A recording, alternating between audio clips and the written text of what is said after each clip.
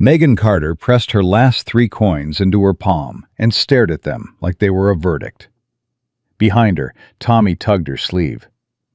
Emily pressed her face against her leg. And little Sarah, 2 years old and too quiet for 2 days now, made no sound at all. That silence was the thing that broke her open every morning and kept her awake every night. If this story moves you, subscribe to this channel, follow Megan's journey all the way to the end, and drop a comment telling me what city you're watching from. I want to see how far this story travels. The summer of 1874 sat on Millhaven like an iron lid on a pot. The kind of heat that didn't just warm a body, it pressed down on it. It pulled the moisture out of the earth and out of the people both. Dogs didn't bark in it. Children didn't run.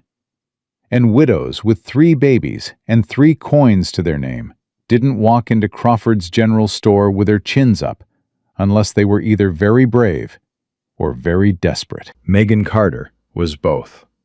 She pushed open the door with her shoulder, Sarah balanced on her hip, Tommy's hand locked in hers, Emily shuffling close behind, gripping the back of Megan's dress like she hadn't let go in weeks, which was nearly true.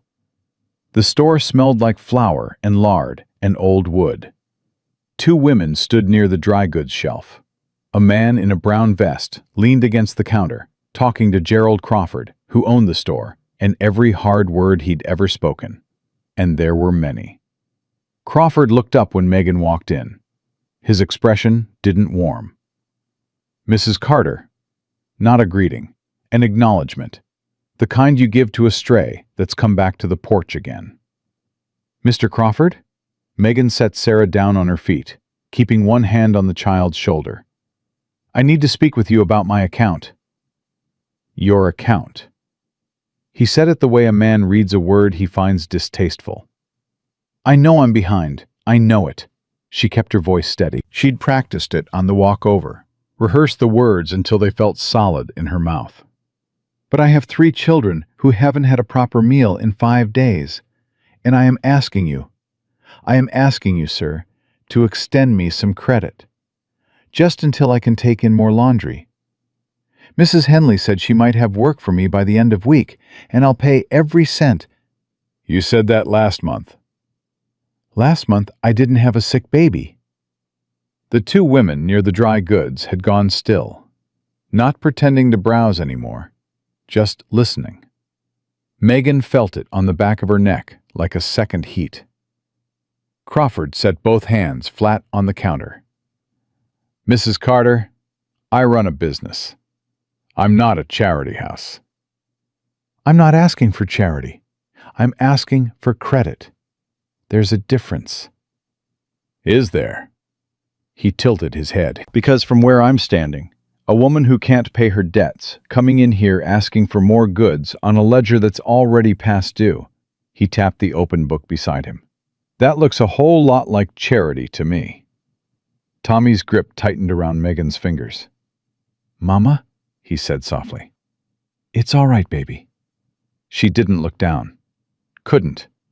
If she looked at him right now, her voice would break, and she could not afford for her voice to break. Mr. Crawford, I am not leaving here empty-handed. My youngest girl hasn't eaten since yesterday morning. She's 2 years old. 2 years old. That's a hard thing. He didn't sound like it was hard. He sounded like a man making a business decision. But I can't run a store on sympathy, Mrs. Carter. You want food, you pay for it. She's got 3 pennies, said one of the women from across the store. Not loud, not mean exactly, just stated. Like a fact. Like the kind of fact people say when they want something confirmed that they already know. Megan turned her head. The woman, Clara Briggs, she recognized her, wife of the feed store owner, was looking at her with an expression that might have been pity, if pity didn't wear such a clean dress. Heard she sold the last of her husband's tools last week, Clara said to the other woman, not lowering her voice at all. For $3. That true? the other woman asked. Not asking Megan, asking Clara. Like Megan wasn't standing right there, holding a 2-year-old's hand in a room that smelled like flour. Megan turned back to Crawford. I have 3 coins. I want to put them toward whatever they'll buy. Crawford looked at the coins she set on the counter. He didn't touch them. That gets you about half a pound of cornmeal. Then I'll take that. And the rest of the debt? I'll work it off. Her jaw was tight.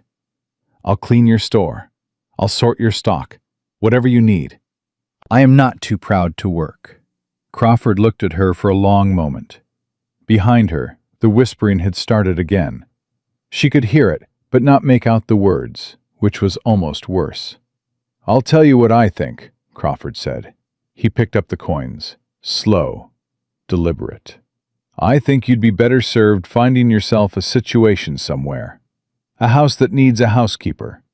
A man that needs, he paused, help around the property. The pause was a thing with weight to it. Megan felt something move through her chest. Not anger exactly. Something older and colder than anger. You measure out my cornmeal, Mr. Crawford, she said, and you keep the rest of your thoughts to yourself. His jaw tightened. He turned and scooped cornmeal into a paper sack without another word. Set it on the counter. Didn't hand it to her. Just set it there like it was a test. She picked it up, took Tommy's hand, turned to go. Mrs. Carter. She stopped. Didn't turn. You got 3 children, and no husband, and no means. Crawford's voice was flat, almost bored. Count's not going to keep looking the other way forever. You understand what I'm saying. She understood exactly what he was saying. Everybody in that room understood what he was saying. There was no woman in Millhaven who didn't know that a widow with small children and no money was 1 bad week away from the county deciding she couldn't provide for them. She walked out without answering. The heat hit her again the moment she stepped onto the boardwalk. Emily came out behind her and took hold of her skirt again immediately. Tommy stepped to her other side. Sarah stood blinking in the sunlight, already reaching up with both arms. Megan bent and picked her up. She was getting lighter. Megan noticed it the way you notice a wound. You try not to press on it, but you always know where it is. Mama, what'd he say? Tommy asked. He sold us some cornmeal. That's all? That's enough for tonight. Tommy was 6. He wasn't fooled. But he nodded like he was, and she loved him so much for that it made her teeth ache.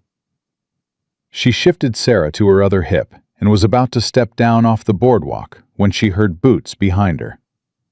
Heavy, even, unhurried. Ma'am. She turned. He was tall, not in a showy way, but in the way of a man who'd spent years working under open sky and simply grown into the space the land gave him. Dark hat pulled low against the sun, jaw set with a few days of stubble, eyes the gray-green color of sage after rain. He was holding a sack of goods in one hand and looking at her with an expression she couldn't immediately place. Not pity, not that. She was so used to pity she could recognize it at 50 yards. This wasn't it. You dropped something, he said. He held out a small cloth, a child's handkerchief. Emily's, with a little yellow stitching at the edge that Megan had sewn herself last winter, when her fingers were still steady enough for fine work. Emily immediately grabbed it from his hand. That's mine, she announced. I can see that, he said, and the corner of his mouth moved. Not quite a smile, something quieter. Figured as much. He looked at Megan then. Direct, not rude, just direct, in the way of a man who'd spent time alone and had stopped decorating his attention with unnecessary ceremony. Jasper Montgomery, he said. I've got a spread about 9 miles north, the Rafter M. Megan had heard of the Rafter M. Most people in the county had. It was one of the larger operations, well run. The man who ran it was known as someone who paid fair and kept to himself. Megan Carter, she said carefully. He nodded, looked This at the story children was once, posted on the not channel West pityingly, of Betrayal. more like a man Please do taking not account, repost it in then any back form. at her. I couldn't help but overhear some of what was said in there, he said. Not trying to get into your business, just... He stopped. Seemed to be choosing something. I've got a ranch house that needs looking after. Cook left 3 weeks ago. Housekeeper before that. I've got 2 ranch hands and a lot of work and nobody to keep the house in order. He paused. I pay fair wages. There's a room at the back of the house, got 2 beds in it, and another room alongside. He looked at the children again. 3 children could fit in those rooms easy enough. Megan stared at him. The boardwalk was not empty. Mrs. Elton from the millinery was standing not 10 feet away, not even pretending to look elsewhere. From inside the store, she could feel Crawford's attention like a hand at her back. I don't know you, Megan said. No, ma'am, you don't. I've never met you before today. That's true. And you're asking me to bring my children to your property. I'm offering you paid work and a roof. His voice didn't change. Same steady, unhurried tone. Nothing more than that. I know how it sounds. I know how people will talk. I can't do anything about either of those things. He picked up his goods sack from where he'd set it on the rail. Just thought you ought to know the offer exists. It's yours to take or leave. He touched the brim of his hat, turned to go. What wages? Megan called after him. He stopped, turned back. $12 a month. 3 meals a day for you and the children. Roof over your heads. $12. She hadn't seen $12 in 2 months. Why? She asked. Why offer this to a woman you don't know? He considered that for a moment. His eyes moved to Sarah on her hip, the child's thin arms, her too quiet face in the heat, and then back to Megan. Because you walked out of that store with your head up, he said, and that tells me something. He turned again. This time, she let him go. She stood there on the boardwalk long after he'd walked down the street and turned the corner. Sarah's weight settled against her shoulder. Emily was inspecting her handkerchief for damage. Tommy was looking up at her with those sharp 6-year-old eyes that missed nothing. Who was that? He asked. A man named Montgomery. He was nice. You don't know that. He brought back Emily's handkerchief. Megan had no answer for that. She made the cornmeal mush that evening on the small iron stove that was one of the few things she hadn't sold yet. She added water and a scrape of the salt pork rind she'd been stretching for 4 days, and she fed the children first and sat watching them eat before she took her own small portion. Tommy ate without complaint. Emily spilled some on her dress and cried about it briefly. Sarah ate maybe 4 spoonfuls and then fell asleep, sitting up, her head dropping against Tommy's arm. Megan caught her before she could fall, held her there, pressed her lips to the top of that small, warm head. Mama? Tommy said. Are we going to be okay? She kept her eyes on the far wall. The plaster had a crack running from the window to the ceiling she hadn't been able to fix. The landlord had stopped coming by, which didn't mean he'd forgotten. It just meant he was waiting. We're always okay, she said.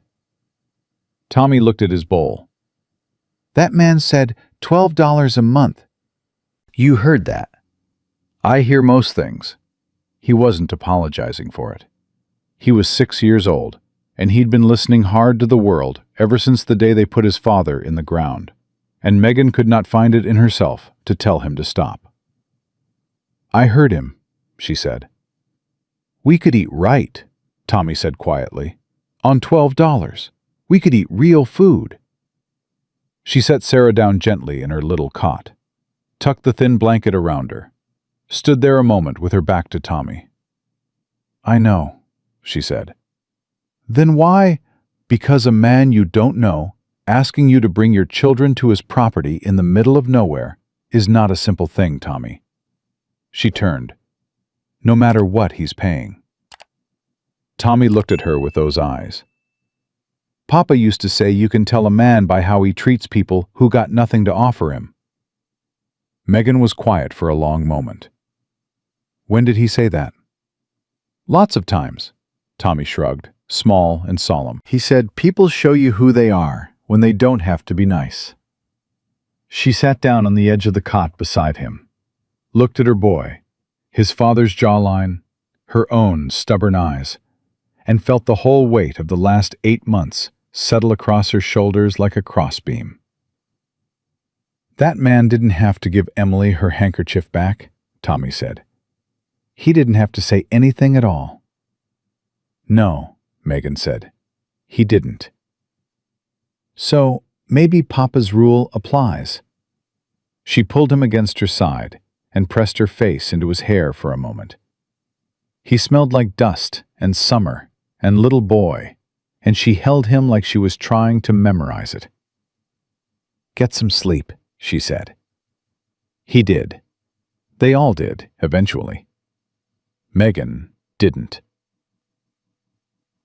She sat at the table in the dark long after the children were asleep, the paper sack of cornmeal in front of her, her hands flat on the table on either side of it.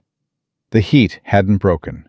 The air through the window was still and warm and smelled like dry grass. She counted what she had. Not the money. There was almost nothing there to count. The work Mrs. Henley had hinted at was not certain. The rent was past due. The landlord's patience, however quiet, was not infinite. And Sarah, she pressed her fingers against her eyes. Sarah had been slower these past 2 days. Not sick, not feverish, just slower. Quieter, the way a body goes when it stops expecting to be fed. Megan knew what that looked like. She'd watched it happen to other people's children during hard winters when she was growing up. She had told herself, had promised herself the night they buried Daniel, that her children would never look like that. But here she was, counting cornmeal in the dark. She thought about Jasper Montgomery's voice, level and plain, no performance in it. He hadn't tried to convince her, hadn't pressed. He'd made the offer and stepped back. Which was, she had to admit, not the behavior of a man who expected something other than what he'd offered. She thought about what Tommy had said. People show you who they are when they don't have to be nice. She thought about Sarah's arms, thin as kindling. She pulled a piece of paper from the shelf above the table, dipped the pen, wrote 3 lines. Then she folded it, set it aside, and sat in the dark for a long time before she went to sleep. In the morning, before the heat started up again, she woke the children early. She dressed them carefully, smoothing Emily's hair back, pulling Tommy's shirt straight, holding Sarah against her shoulder. Tommy looked at the small bundle Megan had tied together near the door, looked at his mother. "Where are we going?" he asked. Megan picked up the bundle, picked up Sarah, held out her hand to Emily. "North," she said. Tommy grabbed his hat from the hook by the door without being asked, set it on his head, took Megan's hand, and Megan Carter walked out into the blazing summer morning with her 3 children and a half-empty sack of cornmeal, and 3 coins worth of pride left to her name, moving toward a man she didn't know, and a ranch she'd never seen, and something that felt terrifyingly, impossibly close, to hope.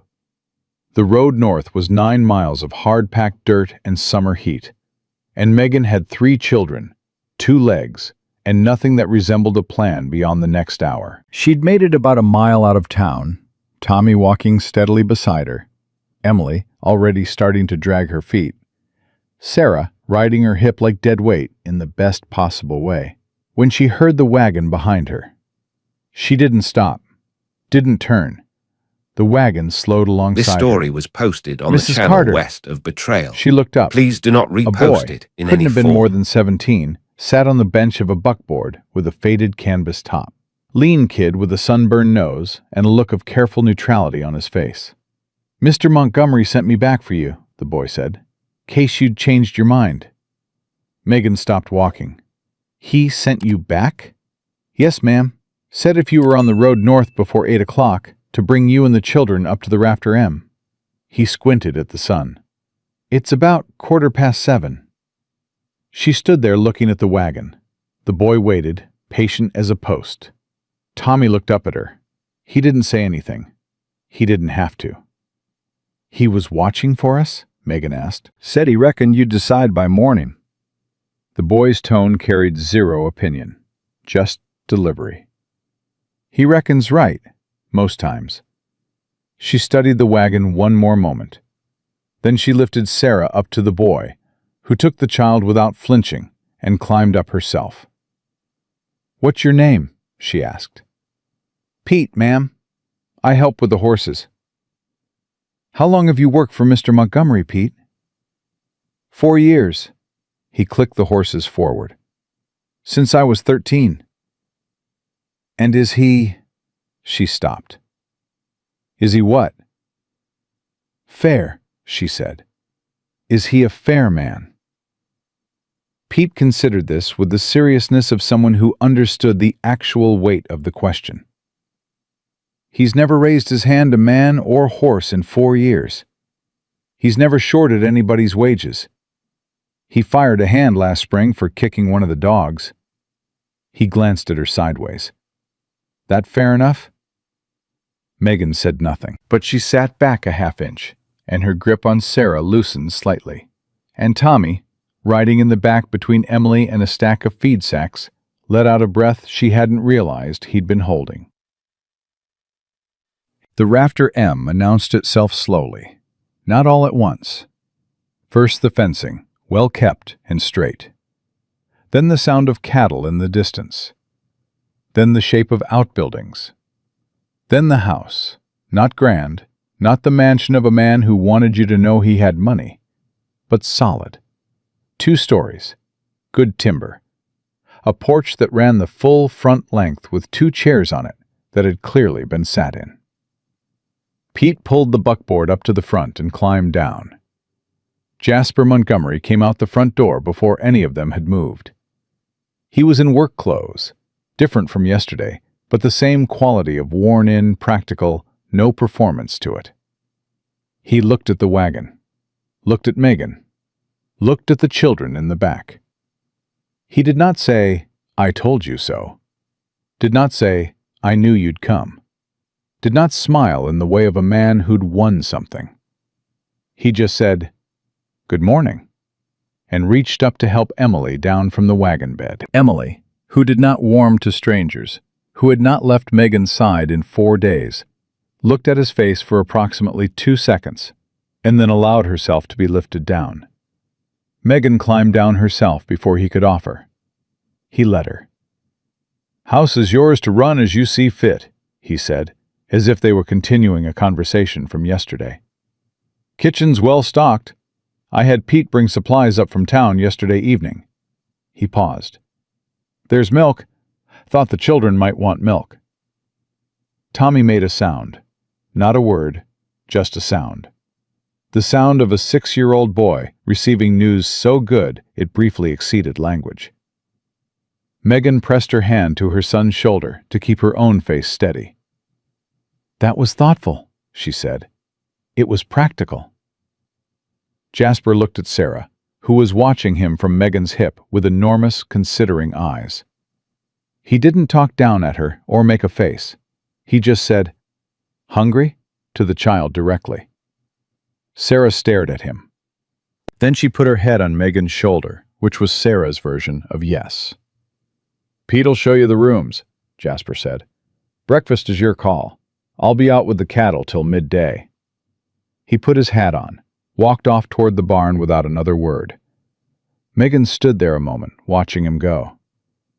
"He's not much of a talker," Tommy observed. No, Megan said. Papa talked a lot. Yes, he did. Tommy considered this information, storing it somewhere. Then he picked up the small bundle she'd dropped when she climbed down and carried it to the door, because he was 6 years old and had already quietly decided that carrying things was now one of his jobs in the world. The rooms were exactly as described. Simple, clean, 2 narrow beds in one, a single in the smaller room alongside. Megan stood in the doorway of the children's room while Pete set down the bundle, and she felt something move through her chest that she hadn't felt in months. It wasn't happiness exactly. It was the absence of a certain kind of fear. The specific terror of not knowing where tonight would be. That fear was, for this moment, gone. And its absence felt so strange she almost didn't recognize it. "You all right, ma'am?" Pete asked. "Fine," she said. "Thank you, Pete." He nodded and left. Megan fed the children a breakfast she didn't cook. Pete had shown her to the kitchen, and the stove was already warm, and there were eggs, and there was, as promised, milk. And she stood at that stove and scrambled those eggs, and tried very hard not to cry while she did it, which she managed, mostly.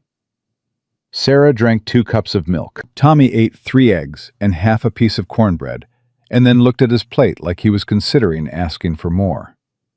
"Go ahead," Megan said, before he asked. He looked up. "How'd you know?" "I'm your mother."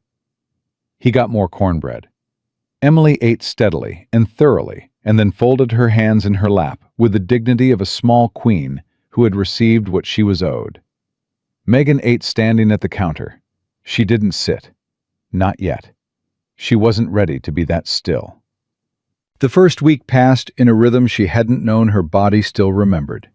Work and meals and children and sleep. Real sleep. The kind that came from a tired body in a safe place. Not the thin, watchful half-sleep of a woman listening for landlords and listening for children and listening for anything that sounded like the world about to come through the door and take something else from her. She kept the house. She cooked.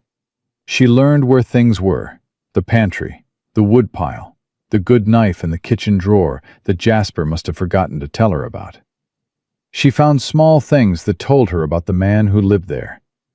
A shelf of books, not many, but red, visibly red, spines creased and pages worn. A pair of small boots near the back door, children's size, that clearly hadn't been worn in some time. She didn't ask about them. She moved them to the shelf and kept moving. Jasper ate at the table with her and the children in the evenings. He talked to Tommy sometimes. Short exchanges. Practical things. The kind of questions a man asks when he's genuinely curious about a person's interior life, but not willing to pretend he's doing anything other than what he is. What do you like? What do you know? What do you want to know? Tommy bloomed under it in a way that made Megan's heart catch in her throat every time. Her boy, who'd been so quiet since Daniel died, who'd taken on the weight of being the man of the family at age 6, like he actually believed he could carry it. That boy had started talking again at dinner. Full sentences, opinions, observations, laughter even, on the 3rd night, at something Jasper said about the cattle. Emily kept her distance. Emily had always kept her distance. But she watched Jasper with those careful 4-year-old eyes, cataloging him the way small children catalog the unknown, with pure, undefended attention. Sarah, for her part, had decided within 48 hours that Jasper Montgomery was acceptable. She demonstrated this by carrying a biscuit across the kitchen on the 4th morning and pressing it into his hand while he sat drinking his coffee. He looked down at the biscuit, looked at Sarah. "Thank you," he said. Sarah turned and walked back to her chair. He ate the biscuit. Megan kept her face down over her work and said nothing. It was at the end of the first week that the first real trouble came. She was hanging washing on the line behind the house when she heard the wagon coming up the drive. Not Pete's buckboard. This story was posted on something the channel heavier. west of Betrayal. She came Please around do the not side of the repost house it in with any a sheet form. still in her hands. The wagon belonged to a man named Harlan Briggs, Clara Briggs's husband, owner of the feed store in Millhaven, and, from what Megan had gathered in 8 months of living in that town, a man who had a deep investment in knowing everything and an equal investment in making sure everyone else knew what he knew. He pulled the wagon to a stop, looked at Megan, looked at the washing in her hands. A slow look, the kind that was meant to be seen. "Mrs. Carter?" He touched his hat, just barely. "Didn't expect to find you here quite so—" He paused. "Settled in." "Good morning, Mr. Briggs." She kept her voice flat. "Mr. Montgomery is out with the cattle." "I know where Montgomery is. I saw him on my way in." He leaned forward on the bench. "I actually wanted to speak with you." "Did you?" "Town's talking, Mrs. Carter." "Town was talking before I left town, Mr. Briggs." A thin smile. "Fair enough. But there's a difference between a woman struggling in town and a woman living on a single man's ranch with 3 children and no," he searched for the word, "formal arrangement." Megan set the sheet in the basket, straightened up, looked at him. "I am employed here," she said, "as a housekeeper. Mr. Montgomery pays my wages and provides housing for my children. If that arrangement offends the town is welcome to mind its own affairs." Sheriff Colt doesn't see it quite that way. The name landed like a stone in still water. She kept her face still. What does Sheriff Colt see? He sees a widow woman and 3 minor children living in a situation that some folks feel isn't appropriate. Briggs shifted his weight. He's been asked to look into the welfare of the children. By whom? Concerned citizens. Which concerned citizens? He didn't answer that. He didn't need to. Clara Briggs had been the one to point out her 3 coins in front of an audience. Clara Briggs had been the one to note the sale of Daniel's tools. Clara Briggs, it appeared, had not stopped there. "You tell Sheriff Colt," Megan said, "that my children are well-fed and sheltered and cared for, and that if he wants to discuss their welfare, he can ride out here and see for himself." "He intends to," Briggs said. "This Thursday." He touched his hat again, turned the wagon around, and drove back down the road with the unhurried pace of a man who felt he'd delivered exactly what he'd come to deliver. Megan stood there until the sound of the wagon was gone. Her hands were steady. She noted this with something like surprise. 30 seconds ago, she would have sworn they were shaking. She told Jasper that evening, after the children were in bed. She told it straight, no softening, no framing, just the facts, in the order they'd happened. She'd learned quickly that Jasper Montgomery had no patience for information delivered sideways, and she'd come to respect that about him. He listened without interrupting. His coffee cup was on the table in front of him, and he hadn't touched it since she started talking. When she finished, there was a silence. "Thursday," he said. "That's what Briggs said." He turned the cup in his hands once. "Did he say who made the complaint?" "Not directly." "Didn't need to." He set the cup down. "Clara Briggs has been trying to have something on me for 3 years, since before you arrived. This isn't about your children." Megan looked at him. "What is it about?" He was quiet a moment. "There's a land question, between my property line and the Briggs family's. It's been in dispute since my father's time. Harlan Briggs has wanted this land for a long time, and a man like Briggs doesn't come at things directly." He looked at her then, level and clear. "He'll use whatever he has. Right now, what he has is you." Something cold settled in her stomach. He's using my children to get to your land. He's trying to. Jasper's voice didn't change, which was somehow more alarming than if it had. He doesn't know yet whether it'll work. And will it? He looked at her for a long moment. Not if I can help it. She folded her hands on the table, looked at them. If Sheriff Colt comes Thursday and decides the arrangement is improper, he could take my children, Mr. Montgomery. Do you understand that? He could decide I'm not a fit mother because I'm living in a man's house without a proper... I know, he said. So what do we do? Another silence. Longer this time. There are a few options, he said. I could have my lawyer send a letter clarifying the employment arrangement. That might satisfy Colt, if Colt's actually interested in being satisfied. And if he's not? Jasper didn't answer that immediately. He looked at the far wall. Something moved behind his eyes. Not calculation exactly. More like a man examining a decision he'd already made a while ago. Checking it one more time before he said it out loud. There's another option, he said. Megan waited. You could marry me. The silence that followed was not like the other silences.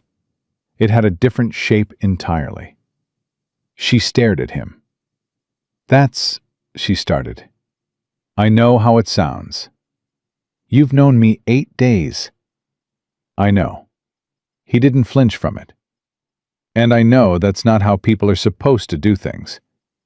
But I also know that a legal marriage removes every argument Briggs has, removes every angle Colt has, and protects your children in a way a letter from a lawyer might not. You're talking about marriage as a legal strategy. I'm talking about marriage as the most direct protection I can offer you and those children. His voice was still level, but she noticed. She was beginning to notice the small things with this man, that his hands had gone still on the tabletop. Completely still. I'm not pretending it's something it isn't. I'm not going to dress it up. I'm telling you the truth of it. She looked at him for a long time.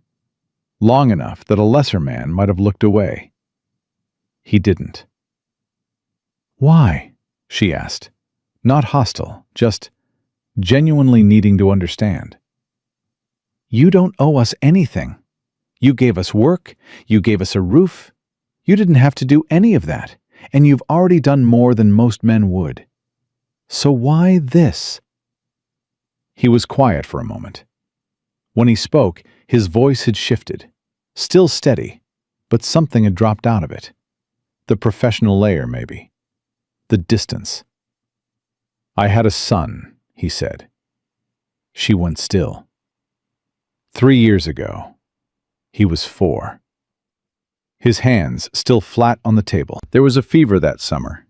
It went through fast, and it hit the young ones hard. A pause. There wasn't anything I could do. The doctor came and it didn't matter. I couldn't do anything. The room was very quiet. Those little boots, Megan said softly. By the back door. He looked at her. You saw those. I moved them to the shelf. I didn't know if that was... It's fine. He said it quickly, not harshly, just landing it and moving on, the way a man does when a subject is as close to the bone as it can get. Point is, he stopped, steadied. Point is that I know what it looks like when a child is going without. And I know what it looks like when a mother is running out of road. His eyes met hers. I'm not doing this out of pity. I want you to hear that. I'm doing it because I can, and because it's right, and because these children don't deserve to pay for what Briggs and Colt want to do to me. The lamp between them was burning low. Megan looked at this man, this quiet, careful, hollowed-out man who had put little boots on a shelf and kept them there because he couldn't not, and felt something shift in her chest. Not love, not yet.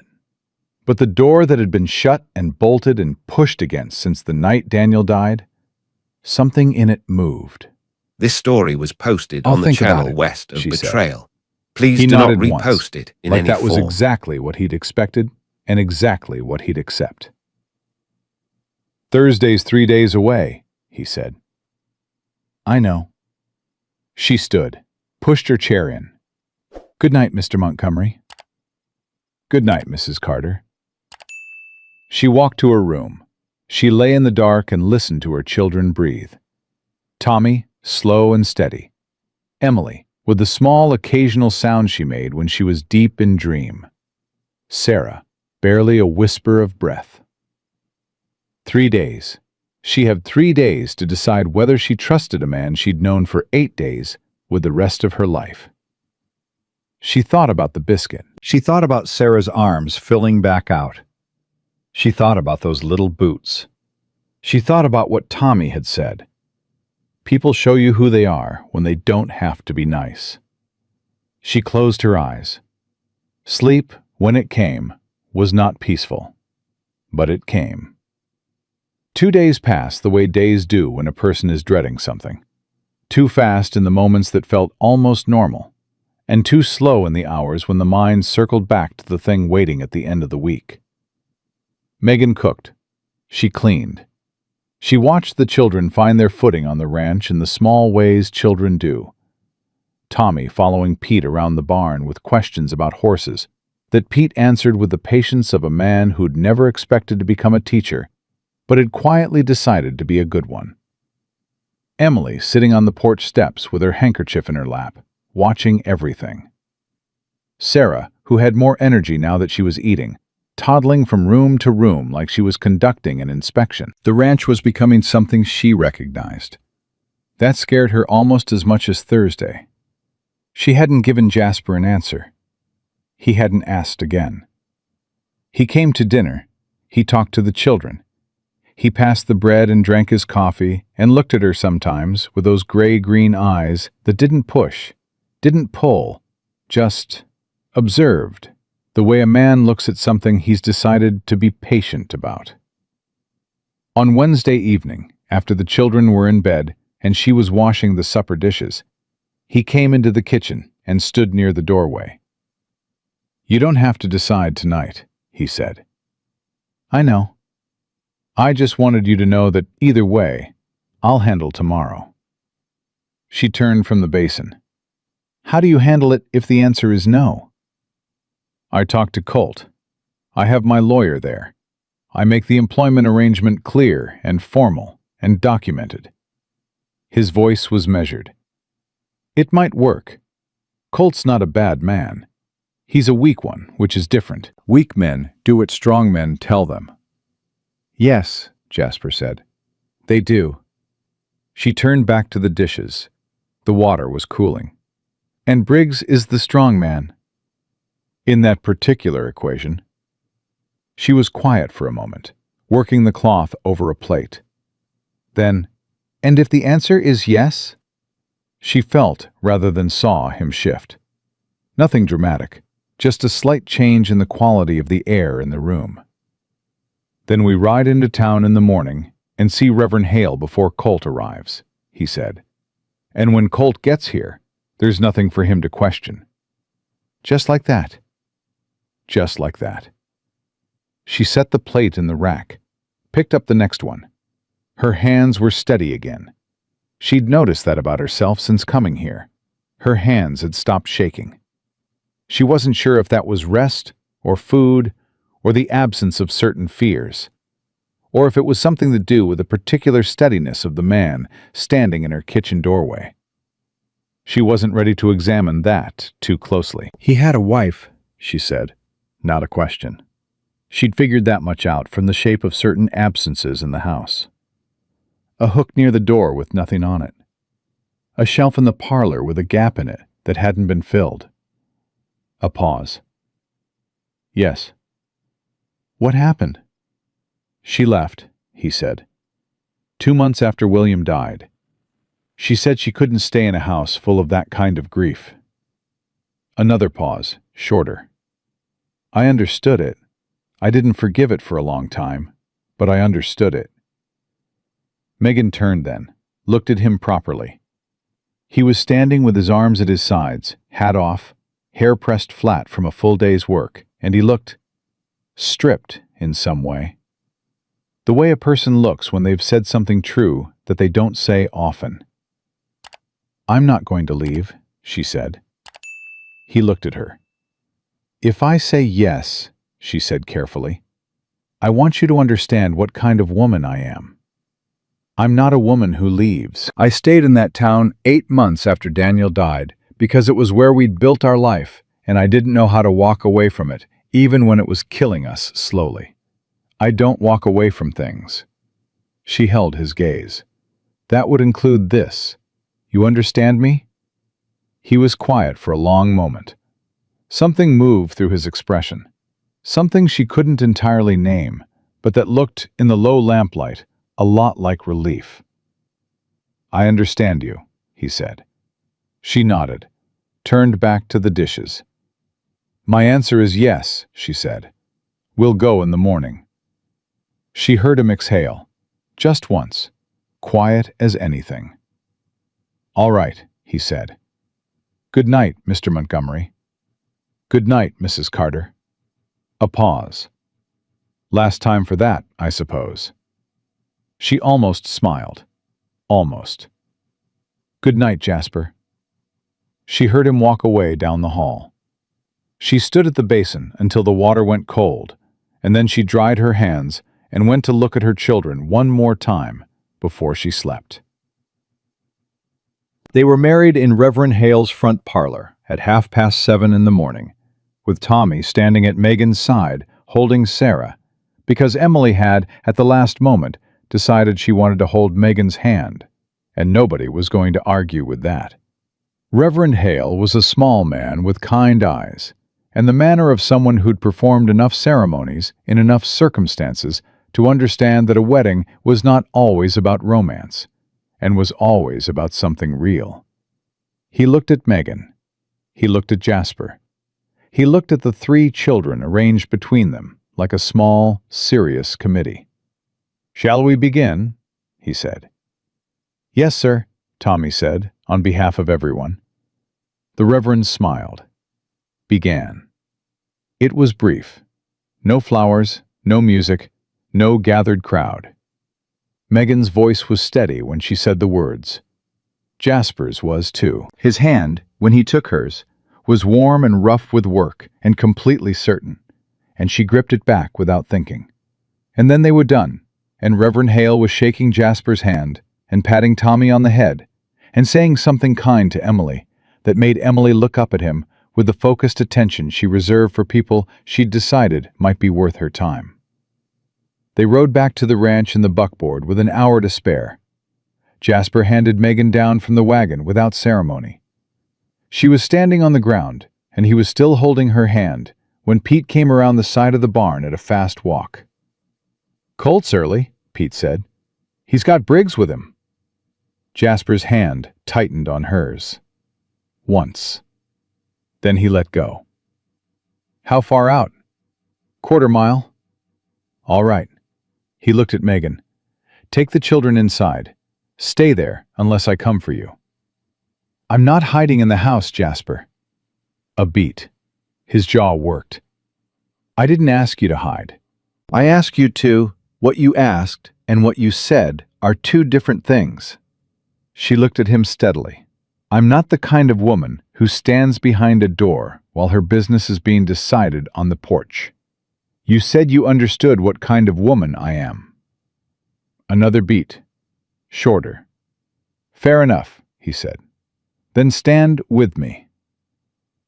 Sheriff Dale Colt was a tall man, running too soft in the middle, with a star on his chest he wore like he was aware of its weight in the worst possible way. Not the weight of responsibility, but the weight of other people watching to see if he'd carry it right. He pulled his horse up at the porch steps and touched his hat. "Montgomery." "Colt." "Mrs. Carter." Colt looked at her, looked at Jasper, looked at the visible space between them, which was not much. had a concern brought to my attention. By me, Harlan Briggs said. He'd climbed down from his horse and This was story standing was with the easy posted on the confidence channel of a man west of who'd Betrayal. already decided Please how do this not was going to repost go. it in any form. He looked at Megan with an expression that was almost friendly, which was worse than if it had been hostile. Mrs. Carter, I'm glad you're here, actually. Save some time. Mr. Briggs? She kept her voice even. I'll be direct, Briggs said, which was the thing people said right before they were indirect. The county has concerns about the welfare of your children in this arrangement. A widow woman, an unmarried man, no proper— My wife, Jasper said. Briggs stopped. I'm sorry? Colt said. Mrs. Montgomery. Jasper's voice was level and absolute. My wife. We were married this morning at Reverend Hale's. You're welcome to verify it. The silence that followed was a thing you could have cut with a knife. Briggs looked at Megan. His expression had done something complicated. The friendliness had dropped away, and what was under it was harder and less comfortable to look at. That's— he started. Legal, Jasper said. Documented. Witnessed. Reverend Hale will confirm it, and I'll have my lawyer file the papers today if you'd like to give me a reason to. He looked at Colt. You had a concern about the welfare of her children, Colt. Come inside. Look at them. Talk to them. See for yourself.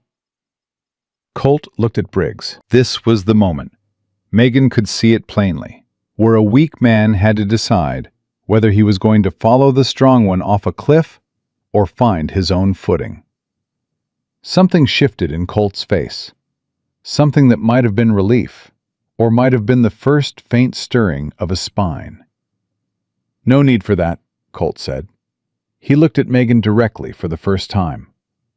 The children are well? They're inside eating breakfast, Sheriff, she said. You're welcome to go see. I'll take your word for it.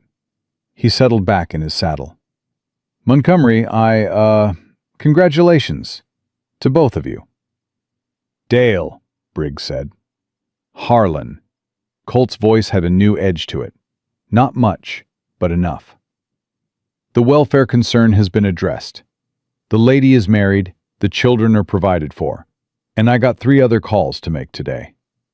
He turned his horse. We're done here. Briggs stood still on the ground for a moment. His horse shifted behind him. He looked at Megan, and this look was different from any of the ones before. This one had a blade in it somewhere behind the eyes. Congratulations, he said. The word was shaped like its meaning, but not built from it. Mrs. Montgomery. He mounted up, rode off after Colt without looking back. When the sound of the horses was gone, Tommy appeared in the doorway. He'd clearly been watching from the window, which meant Emily had probably been watching from a lower vantage point, and Sarah had probably been sitting on the floor eating a biscuit while it all happened. Did we win? Tommy asked. We held our ground, Jasper said. That's not always the same thing. Tommy considered this. But they left. They left. Then we won. He stated this with the confidence of a 6-year-old who had decided the semantics were settled. He looked at Jasper. Pete said you married our mama this morning. I did. Tommy looked at Megan. You said yes? I said yes. He thought about this for a long moment, his small face working through it with a thoroughness that reminded her, painfully and sweetly both, of Daniel. Then he nodded once, in that solemn way he had. Okay, he said, and went back inside. Megan let out a breath. She hadn't known she was holding it. Beside her, Jasper made a sound. She looked over. He was not quite smiling, but the muscles around his eyes had eased in a way that changed his whole face. She'd only seen that twice before. Once when Sarah handed him a biscuit. Once when Tommy had laughed at dinner. That boy, she said softly. He's something, Jasper agreed. She looked at her hands, then at the empty road. Briggs isn't done, she said. It wasn't a question. No. He was quiet for a moment. That look he gave you. I've seen that look before. On a man who knows he lost the hand, but hasn't left the table. What does he do next? I don't know yet, but he won't come at it the same way twice. He'll find a different angle. The land dispute. Or something else. Something I'm not expecting. He glanced at her. I want you to know that. I don't want you going into this thinking today solved everything. I've never thought anything was solved, she said. Not since Daniel died. You just manage what's in front of you. He looked at her with that steady attention she was getting used to. You're not frightened. I'm terrified, she said. I just don't have the luxury of showing it most of the time. She met his eyes. Are you? A pause. Yes, he said, but not about Briggs. She waited. I'm not... He stopped, started again. I've been alone a long time, Megan, and being alone long enough, you start to shape yourself around it. It fits you like scar tissue. You stop being able to imagine the shape without it. He looked at the road. And then something changes, and you have to decide whether you're going to be afraid of that or something else. She turned this over. The man was not a talker, which meant when he talked, the words were the right ones. They'd been chosen carefully, kept until they were needed. Something else, she said quietly. He nodded. Just that. They stood together on the porch for a little while, without saying anything, and the summer morning moved around them. And inside the house, Tommy was talking to someone, Pete probably, about horses again, and Emily's voice came through the window, high and precise, correcting something he'd said. Then Sarah appeared in the doorway. She looked at Jasper. She looked at Megan. She reached up her arms at Jasper. He looked down at her, this small, deciding person. Then he bent and picked her up, and she put her head on his shoulder like she'd been doing it for years, and his hand came up to steady her back with the careful certainty of a man who knew exactly how breakable some things were. Megan watched this, said nothing. Some things didn't need words. Some things just needed to be witnessed. The trouble, when it came back, didn't announce itself the way Briggs had with his wagon and his careful smile. It came 3 days later in the form of a letter, delivered by a rider Megan didn't recognize, addressed to Jasper in handwriting she didn't know. She handed it to him at supper. He read it without expression, set it down. "What is it?" she asked.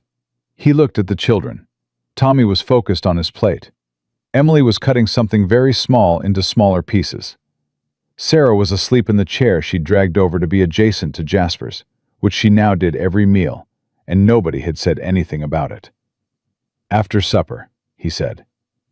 After supper, when Pete had taken the children to the barn to see a new foal that had arrived that afternoon, Tommy had been nearly electric with anticipation.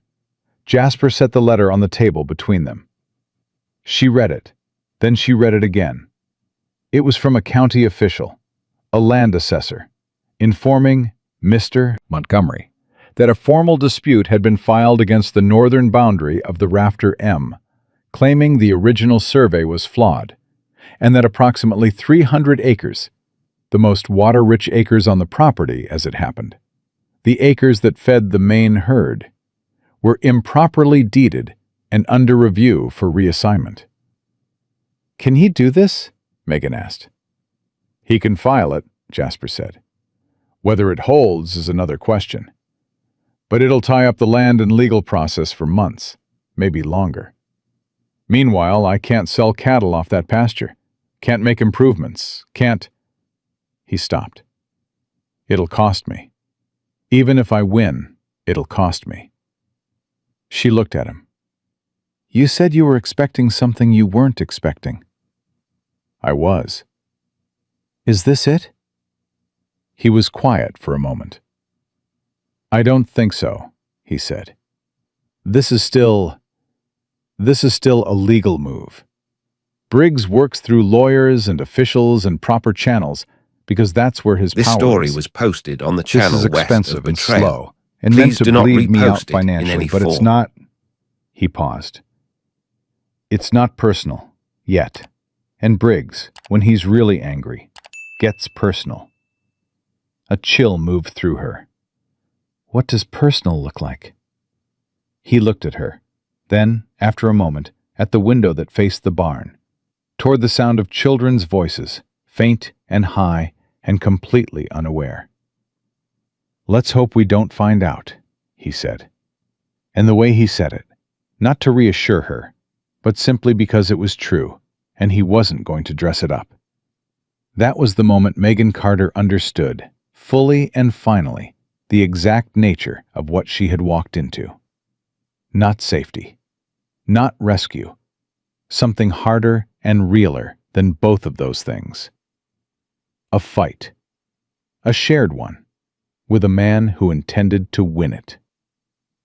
She pulled the letter toward her and read it a third time, not because she'd missed anything, but because she needed something to do with her hands that wasn't reaching across the table for his. She wasn't ready for that yet, but she wasn't far from it. The land dispute letter sat on the kitchen shelf for 3 days, and Megan looked at it every morning the way you look at a wound you're monitoring. Not with panic, but with the steady attention of someone who needs to know whether it's getting worse. Jasper had ridden into town the day after it arrived to see his lawyer, a man named Aldrich, who operated out of a small office above the bank. He'd come back late, said little over supper, and after the children were in bed, had told Megan simply that Aldrich believed they had a strong case, that the original deed was solid, and that the dispute would likely be resolved in their favor. Likely. That was the word. Not certainly. Likely. How long? She'd asked. 4 months, maybe 6. And in the meantime? In the meantime, we work the land we have, and we wait. She'd nodded, accepted it, filed it next to the other things she'd accepted in the past year. Daniel's death, the empty account, the 3 coins, the walk north. Megan Carter had become, through no choice of her own, a woman who could absorb hard news and keep moving. She didn't love this about herself, but she used it. What she hadn't anticipated was Clara Briggs. It was a Tuesday, market day in Millhaven, and Megan had taken the buckboard in alone, first time back in town since the morning of the wedding 3 weeks prior. The children were with Pete, who had, without any formal arrangement, become the person Tommy followed everywhere, and Emily watched carefully, and Sarah occasionally brought offerings to, in the form of objects she'd found on the ground. Megan had a list. Flour, thread, a new hinge for the pantry door. Practical things. She moved through the market quickly and without looking for trouble, which was not the same as trouble not looking for her. Clara Briggs found her at the dry goods stall. "Mrs. Montgomery." Clara said it the way Harlan had said congratulations. Shaped right, built wrong. "I almost didn't recognize you. You look different." "Good morning, Clara." "You do look different." Clara tilted her head. "Rested, that's it. Funny what a roof over your head will do." A pause designed to feel casual. "And a man's ring on your finger, of course." Megan set a spool of thread on the counter. "Was there something you needed, Clara?" "I just wanted to say—" Clara lowered her voice slightly, which was somehow worse than when she spoke at full volume. "I don't hold any ill will. I want you to know that. What Harlan did, the sheriff, the letter to the county, that was Harlan's business. I'm not involved in his business dealings." Megan kept her eyes on her list. "I just think it's important that you know the truth of things," Clara continued, "about Jasper Montgomery. About why he was alone so long. About what happened with his first wife. Megan was still. Her eyes didn't move from the paper in her hand. "I know about his wife," she said. "I know she left after their son died." "Is that what he told you?" Now she looked up. Clara's expression was arranged into something that resembled concern. "She didn't just leave, honey. She left because he drove her out." "That man, all that quiet, all that steadiness, that's not peace. That's a door with a lock on it. And when that door comes open, it comes open hard." She leaned in slightly. "His wife left with bruises." The market noise continued around them. Someone was bargaining over the price of corn. A child was crying 2 stalls over. The world was completely ordinary, and Megan was standing in the middle of it with a piece of thread in her hand and something cold and still moving through her. "Who told you that?" she said. "His wife told my sister, before she left the county." Clara's voice was gentle, practiced gentle. "I'm not saying this to be cruel. I'm saying this because you have 3 children in that house, and you don't know this man, and who is your sister?" A pause. "Pardon?" "Your sister, the one his wife told. What's her name?" Clara blinked. "What does that matter?" "It matters because you're standing in a public market telling me my husband beat his first wife, and I'd like to know where that information comes from before I decide what to do with it." Megan set her thread and her flower and her hinge on the counter and looked at Clara Briggs directly. "Because in my experience, Clara, a woman who genuinely has concern for another woman pulls her aside and tells her quietly and privately and gives her the name of the person who can verify what she's saying. She doesn't deliver it in a market where 12 people can hear." Clara's face shifted. "You want me frightened," Megan said.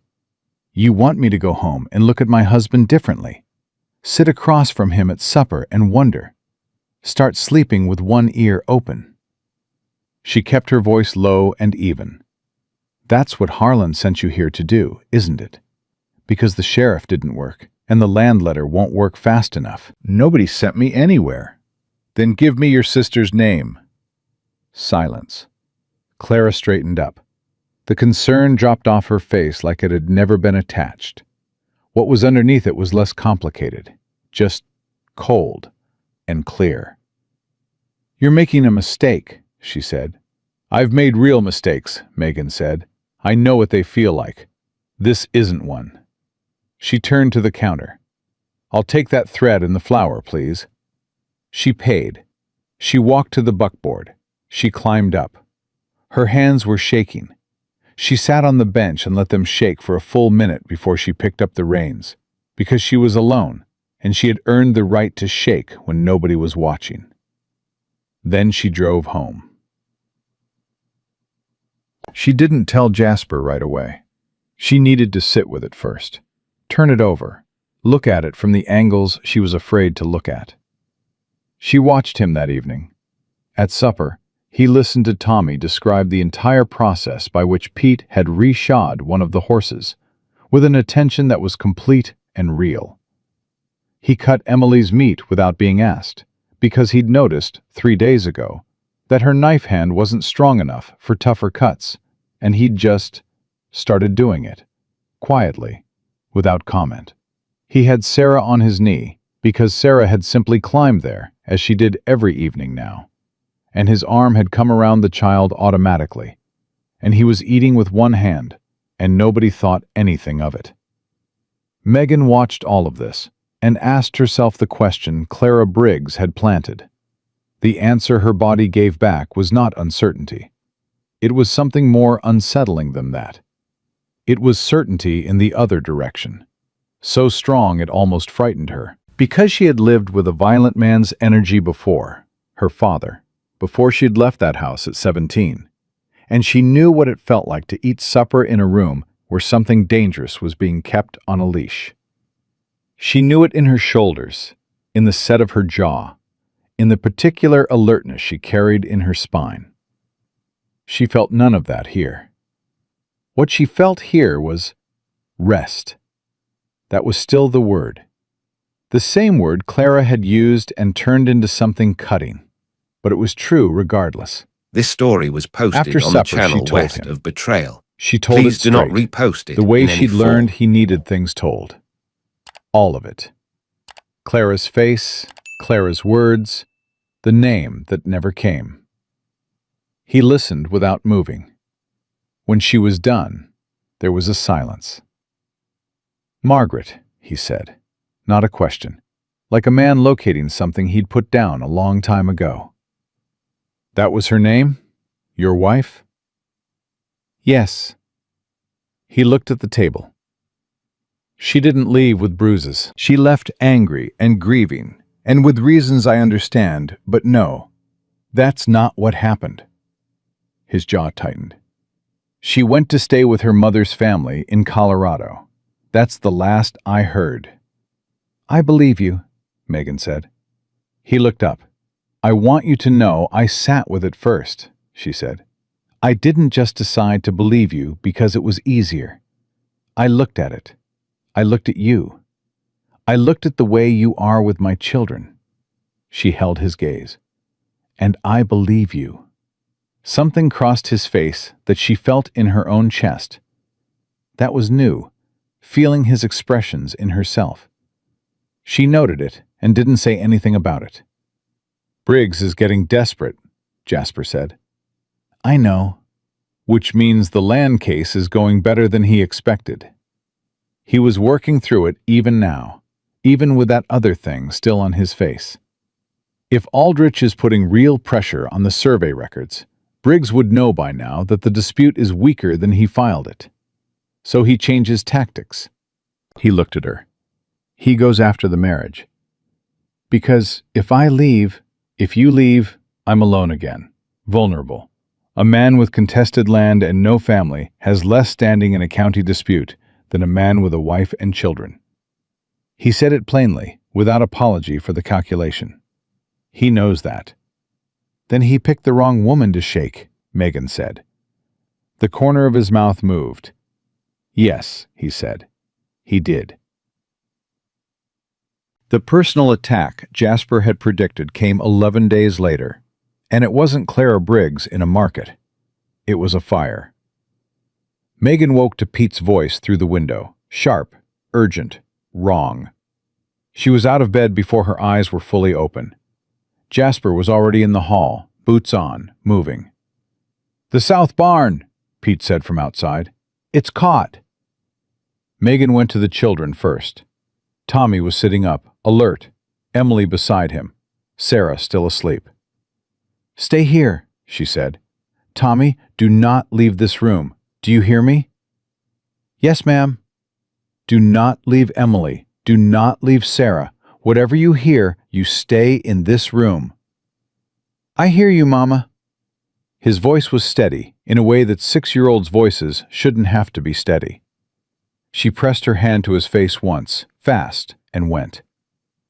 Outside, the south barn was burning with the particular bright violence of a fire that had been set, not started by accident. Not the slow creeping of an overturned lantern. This was fast and hot and wrong. And Megan knew the difference between those two things, the same way she knew the difference between a man's exhaustion and a man's anger, by the shape of it. Jasper and Pete and the 2 other ranch hands were already on the water line, the pump, the buckets, working in the dark with the fire's light throwing everything orange and black. Megan went to the pump without being asked and worked it while Pete ran buckets. They saved the horses, all of them out before the roof went, and they held the line on the fence so it didn't spread to the summer-dry grass on the north side. But the barn was gone. By the time the fire was down to smoldering, the sky had started to lighten, and Megan's arms were shaking from the pump handle, and her face and Jasper's face and Pete's face were all the same. Dark with smoke, blank with exhaustion, and underneath the exhaustion, something else. Jasper stood looking at what was left of the south barn. He didn't speak for a long moment. "Pete," he said finally, "where was the start of it?" Pete pointed. Near the base of the far wall, where the fire had burned longest and hottest. There, he said. And there's... He stopped. Say it. There's a smell. Under the smoke. It's not hay, it's... Coal oil, Jasper said. The word sat there in the early morning air. Someone said it, Megan said.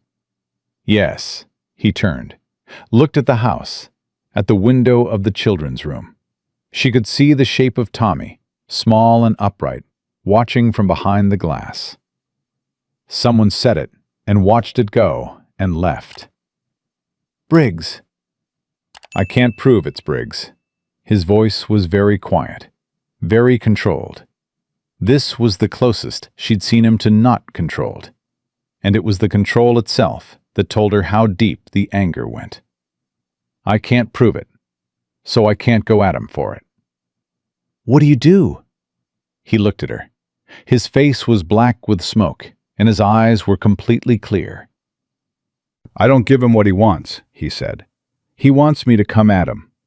He wants me angry and making accusations I can't back up. So Colt has to take his side. He looked away, back at the ruin. So I rebuild the barn, and I wait. And I make sure every person on this property is never where he expects them to be. Jasper, she said it quietly. He turned. He came onto your property in the night, and he burned your barn, she said. With my children 50 yards away. His jaw tightened. I know. That's not a land dispute anymore. No. The word was flat as a stone. It's not. She stepped forward until she was close enough to keep her voice down and still be heard. So we don't just wait. We get proof. Whatever he's going to do next, and he's going to do something next, we're ready for it. She held his eyes. You're not alone in this anymore, Jasper. You understand me? I didn't marry you to stand behind the door. I married you to stand beside you, and that's what I'm doing. He looked at her for a long moment. The smoke was still in the air. The sky was pale and new.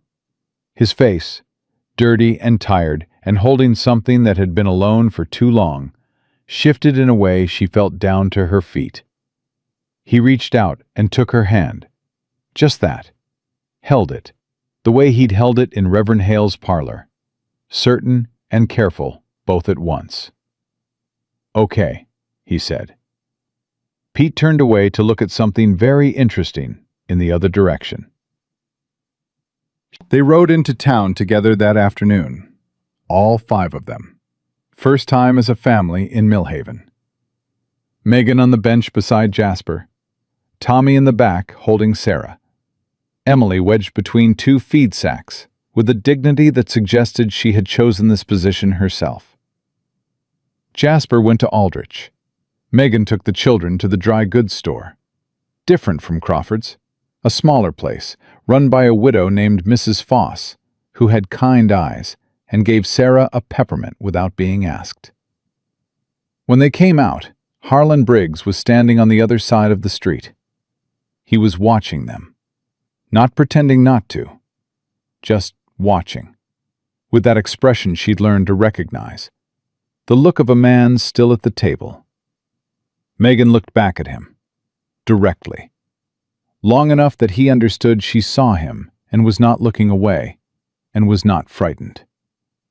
Tommy appeared at her elbow. He'd seen where she was looking. He looked too, the way his father's son looked at a thing, with all of himself. That's the man who burned the barn?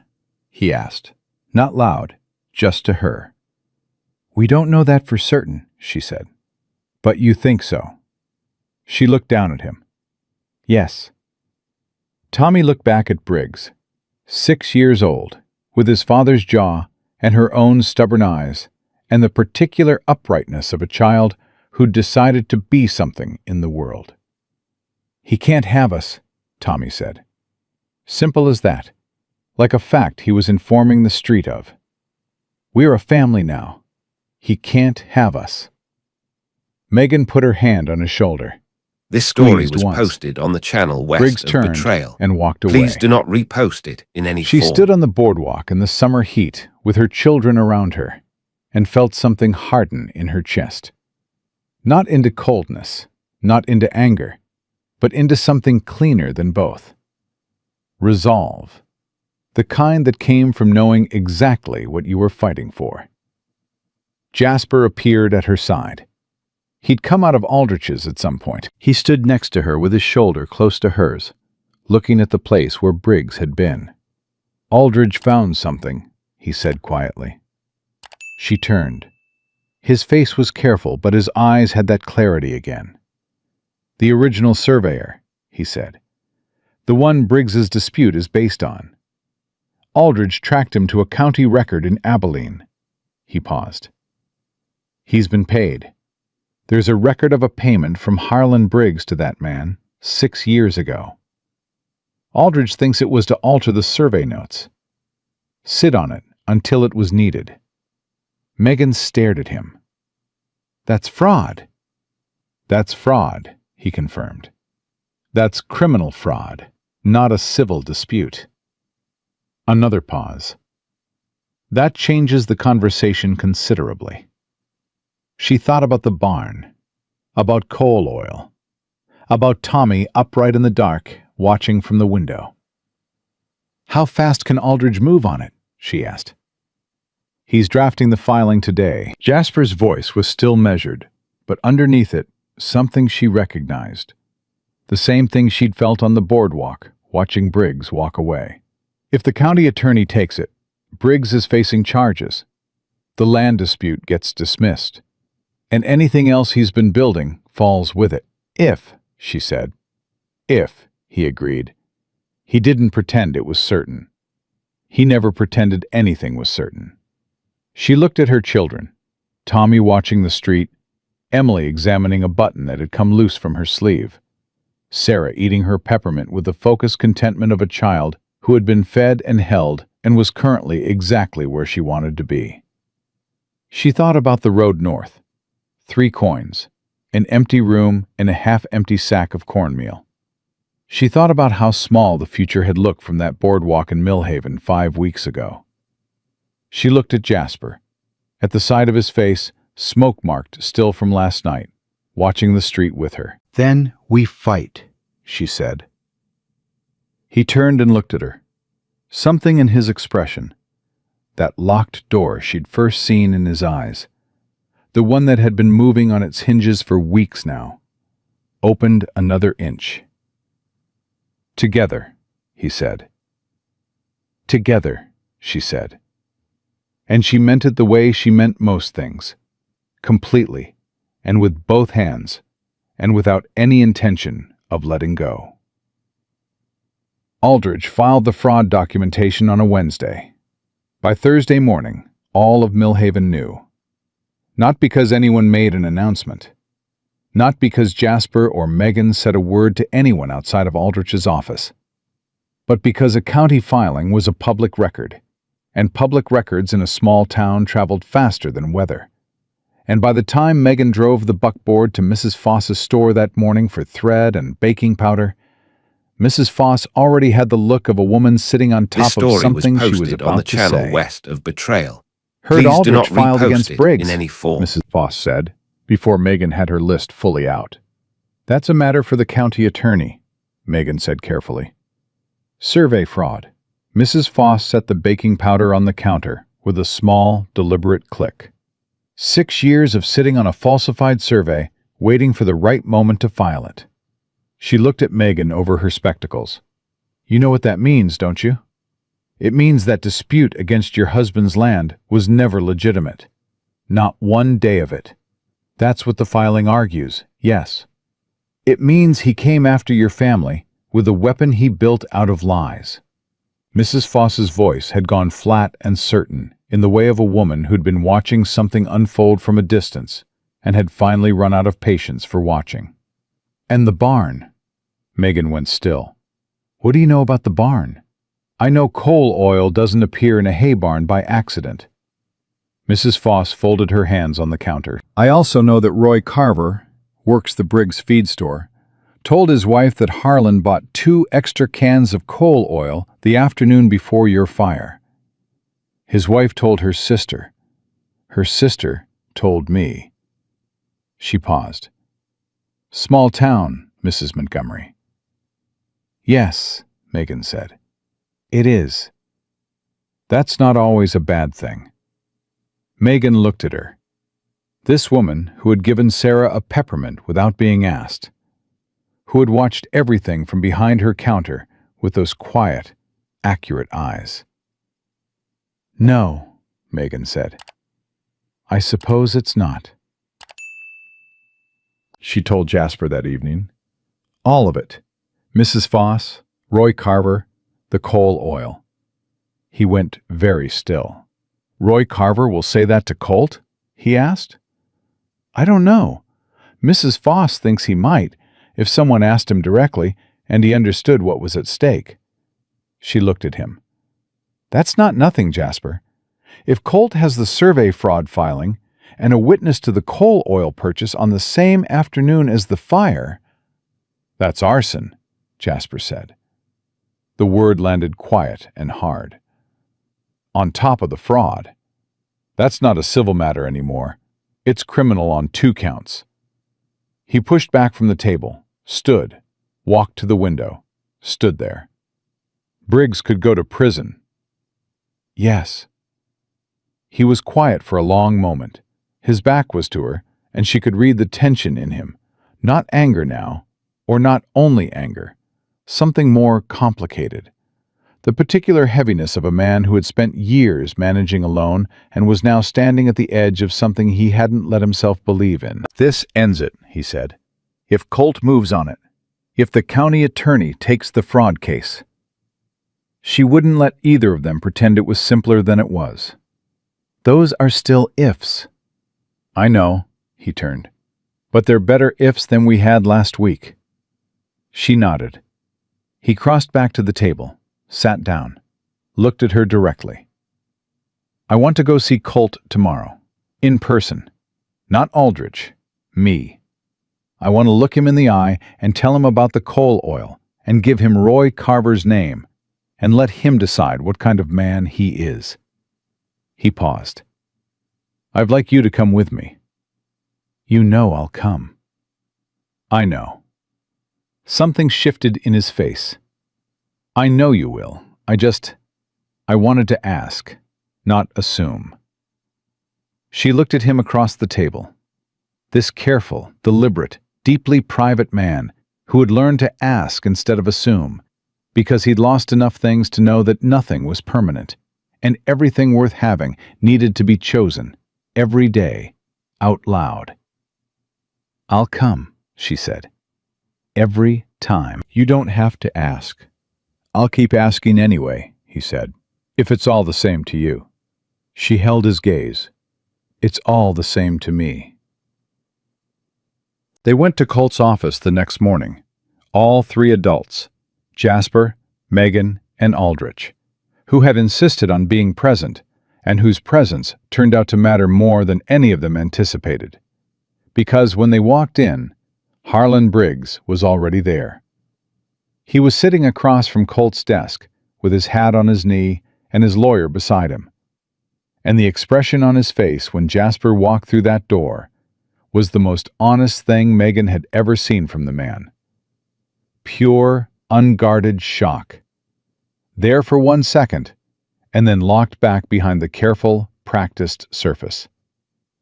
Montgomery, he said, recovering fast. Didn't expect to see you this morning. I imagine not, Jasper said. Colt stood. He looked between the 2 men with the expression of a man who had been hoping to manage something quietly and had just watched that possibility walk out the door. Gentlemen, Mrs. Montgomery, he nodded to Megan.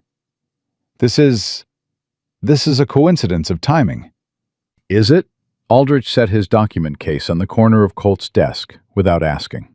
Or did Mr. Briggs come in this morning because he heard about our filing This story yesterday was posted and on the wanted to get channel ahead of west it? of Betrayal Briggs's Please lawyer, do not a repost smooth it in man any named form. Durant, who had the look of someone who charged by the fraction of the hour, leaned forward. My client is here to discuss the status of a legitimate land dispute. The dispute that's based on a falsified survey, Aldrich said pleasantly. Filed by a surveyor your client paid 6 years ago. We have the payment record, Mr. Durant, from Abilene. Would you like to see it? Durant's pleasant expression developed a slight crack. Now hold on, Colt said. Everybody hold on.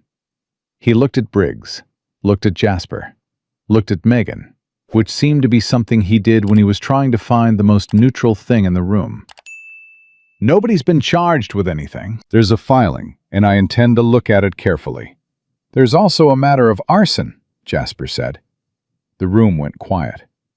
Roy Carver purchased 2 cans of coal oil from your feed store the afternoon before my barn burned, Jasper said, looking directly at Briggs.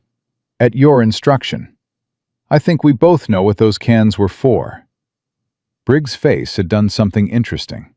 It hadn't gone white. It hadn't broken. But something behind it had shifted. The way ice shifts in late winter. Still solid on the surface, but the structure underneath telling a different story. That's an accusation, Durant said. Without evidence, I have a witness to the purchase, Jasper said. I have a witness who'll speak to when it was made and who authorized it. And I have a fire marshal's assessment of the start point of that fire, which I commissioned myself yesterday morning, that confirms accelerant. He paused. That's not an accusation, Mr. Durant. That's a sequence. Colt sat down, slowly, like a man who suddenly found his legs less reliable than he'd thought. He looked at Briggs, and this was the moment. Megan felt it the way you feel a change in the air before a storm. When Colt made his choice. When the weak man who'd spent 3 years doing what the strong man needed chose, finally, the weight of his own star over the comfort of someone else's approval. Harlan, Colt said, quiet. I'm going to need you to come back in this afternoon. With Durant. And I'm going to need the county attorney present. He held Briggs's gaze. Don't make me come find you. Briggs stood. His hat went on his head. He picked up his gloves from his knee and pulled them on 1 finger at a time. And through all of it, his face was composed. But his hands, Megan watched his hands, were not quite steady. He walked to the door, stopped with his hand on the frame, didn't turn all the way around, just enough that his voice could reach the room. You think the county attorney's name was Marcus Webb, and he was a deliberate man who read every document twice and asked questions in a particular order and gave nothing away in his face while he was working. Aldrich had dealt with him before and said he was fair, which in Megan's experience was the highest compliment a lawyer gave another lawyer and the only one worth trusting. Webb spent 2 weeks with the filing, 2 weeks that Megan marked by the rhythm of the ranch, meals and children and work and Jasper. The steady daily accumulation of a life being built in real time. Tommy turned 7 during those 2 weeks, and Pete made him a leather halter for the young horse he'd been helping with. This story was And posted on Emily the channel discovered west of that she could Betrayal. read faster Please than do Tommy not repost and was it in any diplomatic form. about it for approximately 1 hour before she stopped being diplomatic about it. And Sarah learned to say Jasper's name, her version of it, which was Jazz, delivered with full authority whenever she wanted his attention, which was frequently. He always answered to it, every time, without hesitation. Megan noticed this the way she'd been noticing all the small things, cataloging them, not because she didn't trust them, but because she wanted to. Because after a year of cataloging losses, she had found that cataloging the other kind was something her heart needed to practice. Webb sent word on a Thursday. Aldrich brought it out to the ranch himself, which told Megan everything before he opened his mouth. Briggs has been formally charged, Aldrich said. Survey fraud and arson. Roy Carver gave a statement to Colt 2 days ago, and Colt forwarded it to Webb this morning. Durant's already negotiating terms, which means he's not going to fight it, Jasper said. He's not going to fight it, Aldrich confirmed. The land dispute is dismissed. All 300 acres revert to the Rafter M deed, clear and uncontested. He paused. It's over. The kitchen was quiet for a moment. Tommy, who had been sitting at the table, ostensibly doing the letter practice Megan had set him, looked up. Is that good? He asked. Yes, Megan said. How good? Very, Jasper said. Tommy looked at his letters, looked at Jasper. Pete said if we win, we should celebrate. He said this in the tone of a child who was not suggesting anything, merely reporting information. Pete said that. He mentioned it might involve pie. Jasper looked at Megan. Megan looked at Jasper. Aldrich studied the middle distance with the expression of a man pretending he wasn't smiling. That night, after the pie and after the children were in bed, and after Aldrich had driven back to town and Pete had gone to the bunkhouse, Megan and Jasper sat on the front porch in the 2 chairs that had clearly been sat in many times before. The summer night was warm and full of crickets and the distant sound of cattle, and the smell of dry grass, and the particular quiet of a place that had been fought for and held. Megan had her hands in her lap. Jasper had his coffee. Neither of them had said much since Aldrich left. But it wasn't the silence of people who had nothing to say. It was the silence of people who had so much that they were letting it settle before they spoke. I keep thinking about that morning, Megan said. He waited. The boardwalk, in town. 3 coins in my hand, and Sarah not eating, and Tommy trying to carry the whole world on his back. She looked out at the dark. I keep thinking, what if I hadn't walked out of Crawford's store when I did? What if I'd been 5 minutes earlier or 5 minutes later? You'd have found a different road, he said. Maybe. She turned her head and looked at him. Or maybe not. Maybe that was the only road. He was quiet for a moment. I'd been in that store before Crawford started talking to you, he said. I was there when you walked in. She looked at him. I didn't see you. I know. I was near the back. He set his cup on the porch rail.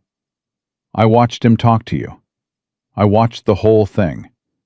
And when you walked out, the way you walked out. He stopped. I was out the door before I'd decided to go. She stared at him. You followed me out. I went after you, he said. Yes. Because of how I walked out. Because of who you were when you walked out. He turned and looked at her properly. A woman who'd just been diminished in front of a room full of people in the worst circumstances of her life. And she walked out with her back straight and her chin up and her children's hands in hers. He held her gaze. I didn't have a plan. I just knew I wasn't going to let you walk off that boardwalk without saying something. Megan was very still. All those weeks. The wagon Pete had sent back. The rooms that fit exactly 3 children. The milk. She'd thought he was a man who acted on practical impulse, on decent instinct. And he was.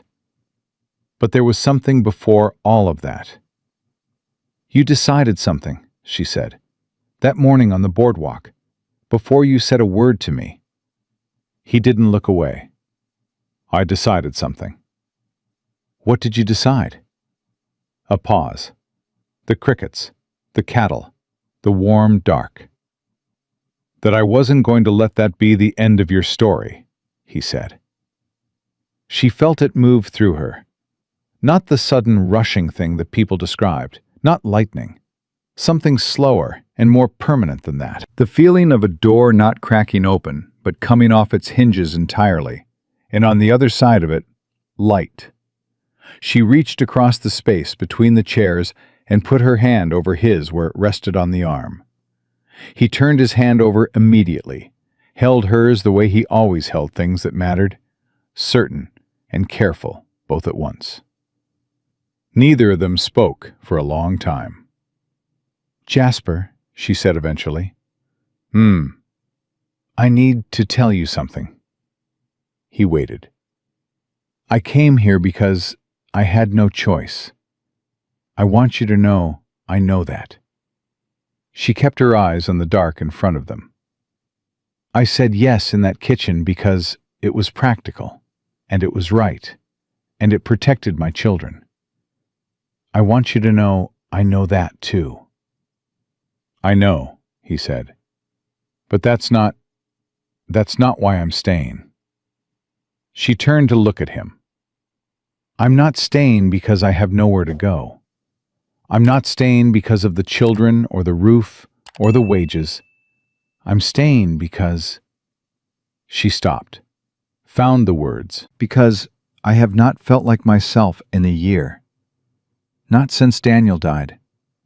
I stopped knowing who I was outside of grief and survival and getting through the next hour. And somewhere in the last weeks—" She shook her head slightly. "I found her again. That woman.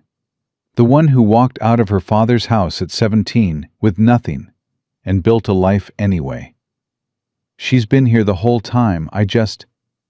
She pressed her free hand to her chest. "I just needed somewhere safe enough to look." He was watching her, his hand warm and sure around hers.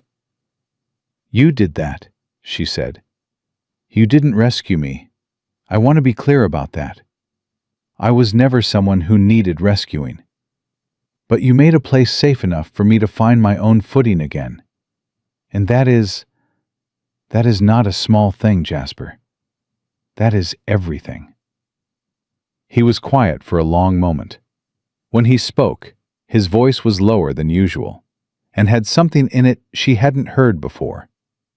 Something that had been behind that locked door a long time. "I didn't know," he said, "that I was still looking for a reason to stay on this land until you showed me one." She looked at him. "After William died and Margaret left, I kept this ranch because it was what I had. Because leaving felt like losing twice. But I stopped knowing what I was keeping it for." He looked down at their joined hands. "And then 3 children showed up and ate everything in my kitchen and took over my chairs, and their mother looked at me like she was taking my measure and hadn't decided anything yet." The corner of his mouth moved, and I started having a reason again. Megan's throat was full of something she wasn't going to let become crying, because she was on a front porch in the summer dark, and she had her dignity. But it was a close thing. "Those children love you," she said. "I know." He said it simply, like a man receiving something he'd stopped believing he deserved. "I know they do." She stopped. He looked at her. "I'm getting there," she said.